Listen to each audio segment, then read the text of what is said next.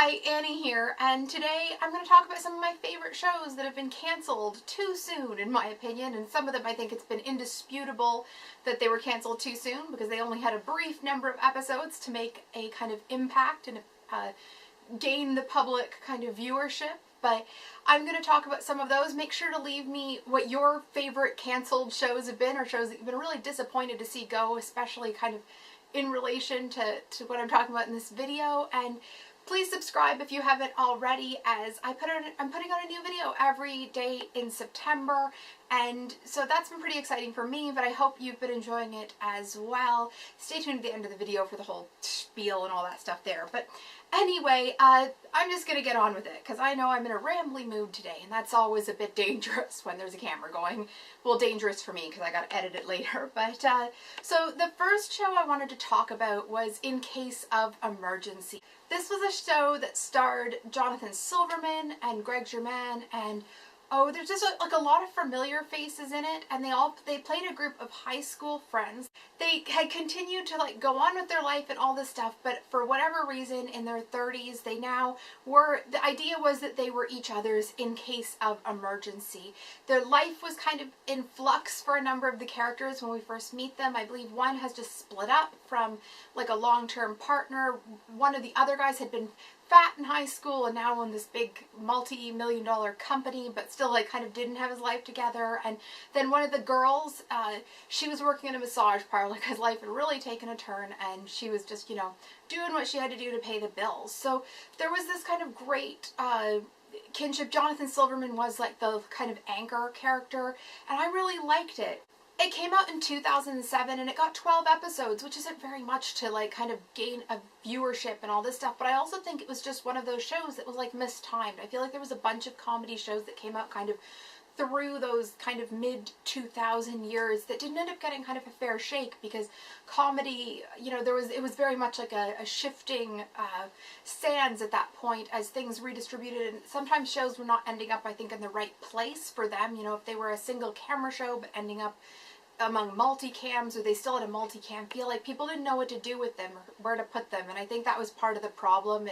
I think we've seen it being continuing to be part of the problem on the landscape, but just to a lesser degree. I think that a lot of times stuff now, you know, they know that's like a CBS, you know, Monday night show, and there's shows that kind of have those feels, and they end up going to those places, and that helps them be successful. I think though there was a good chunk of time in the middle there where especially this like kind of less popular type of comedy, less cynical type of comedy, just didn't have a home, and they never got grouped together either. So you'd be watching something really, you know, and then all of a sudden this other thing came on that was totally different, and I feel like wouldn't have had the same audience for comedy. And I feel like, I don't remember what was on around In Case of Emergency, except I do remember that I didn't watch the shows before or after it. Like, I came in from other channels to watch it. So I'm guessing that that might have been part of the problem across the board for it. Another show that actually might have been its mid-season replacement, it definitely was just the winter of that year, and it was Welcome to the Captain.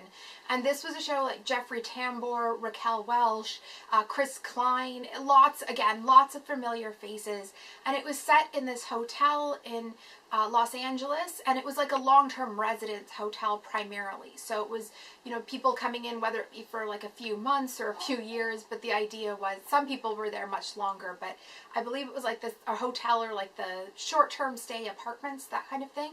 And some people had been there much longer, but Chris Klein had been the new guy in, and discovering all these other tenants of the building. Jeffrey Tambor's character I absolutely loved on the show. He played a television writer, and his whole thing was he talked on and on about TCO, which was Three's Company. He was just so good in that. Like, I like Jeffrey Tambor, but sometimes he's so extreme, and in this he had that element of it, but I feel like in a way he was actually on Three's Company quite a few times, but always playing different roles. And so that was part of the joke, but I feel like in a lot of ways the character he was playing on Welcome to the Captain was that same kind of extreme, but like within a realm of believability that he used to play on Three's Company. Just that, where it wasn't as extreme. And I mean, of course, now he's gone on to just kind of amazing things in Transparent and all that kind of role, but I feel like so much of his comedy was much more hit and miss. And I mean, Arrested Development, all those things, but again, like more extreme. And where this is, there's a bit more of like the overall show was anchored a little bit more in reality. Although saying that, it was still quite like a surreal, you know, different show, but I really liked it. And it only, I think, what I have written it down here, the episodes, because there was too many numbers to remember all of them. It only got 5 episodes, and I remember when it kind of finished just being so disappointed. I was like, I thought it was really, really good. Raquel Welch was excellent in it as well. Just kind of, if you, I'm going to actually go and look it up online after I film this, but it's well worth trying to see if you can track down somewhere to watch, and let me know what you think about it if you do. The next show I want to mention is Mad Love. Now, this was a show that was on, this is probably the most recent thing from my list, and it was, oh gosh, I can't even remember, 2011, and it got 13 episodes, and Jason Biggs was in it, and oh my goodness, I'm not going to be able to remember the guy's name. The second guy. He was also on Breaker High, which I know most people won't know. I think that was just an more of an obscure Canadian TV show that also had Ryan Gosling in it for anybody that's interested. But that's another one that's gone to soon, but that's going to be a whole other, I should do that another time. Anyway, Judy Greer was one of the female leads, and then Sarah Chalk, I believe is how you pronounce her name. I'm not 100% sure on the pronunciation, but again, somebody you'll recognize from many different things. And it was about these 2 guy friends and 2 girlfriends who the one guy and the one girl end up starting to date, and kind of as the worlds collide and, you know, things, the friends group merge and all this kind of thing. A lot of it got compared heavily to How I Met Your Mother, and definitely had that feel to it. However, I do think it had a very different kind of overall tone and feel when you actually got into the storyline more, because as much as there were some similarities, there was also big differences, and for me the big differences made a big difference. I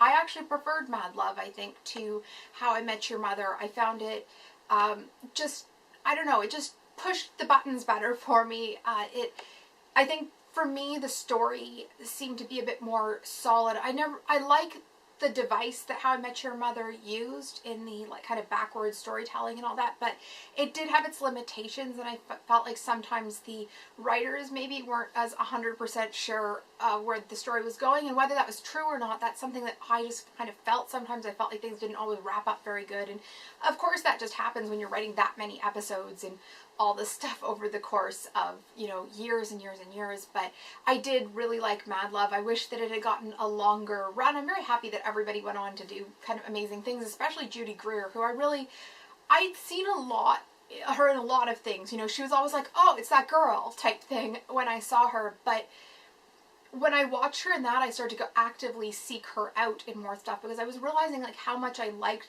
her as an actress as well as the character she was playing, but I really liked kind of her as an actress, and so I've sought her out in more roles. It's been great. It's fun to learn like new actors and actresses and that kind of thing. But Mad Love is one that I really wish had gotten a longer kind of trajectory as a show, because I think it got that initial kind of like kickback because it was compared to How I Met Your Mother. And I mean, again, I think a big part of that was it was like a will they, won't they, not even a will they, won't they, it was a love story about how people meet, but stylistically I think it was actually the biggest problem. It was on that Monday night CBS, and it didn't quite fit there, but then it also, like, the kind of color palette that they were using for the show, and the bars and the apartments and all that was, I think, a bit too similar to How I Met Your Mother. And I think part of that was just that that's like a kind of standard color palette, and like a certain type of person, that's going to be the kind of bar they hang out in, and you know, you can't change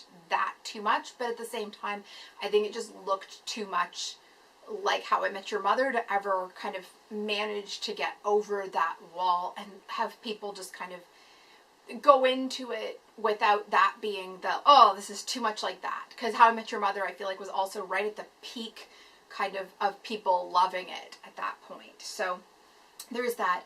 I've just realized I'm losing light quick. I'd been chasing the light because it's getting dark so much earlier these days, and But I think I should probably call it a day there because I don't know what the camera's picking up, but it is getting quite dark in this room. So I think I should go. But please subscribe if you haven't already. Like I said at the top of the video, I'm putting out a new video every day in September. Usually my schedule is Wednesdays and the weekend, and usually I put mostly videos on TV and movie related stuff. There's been lots of that this month.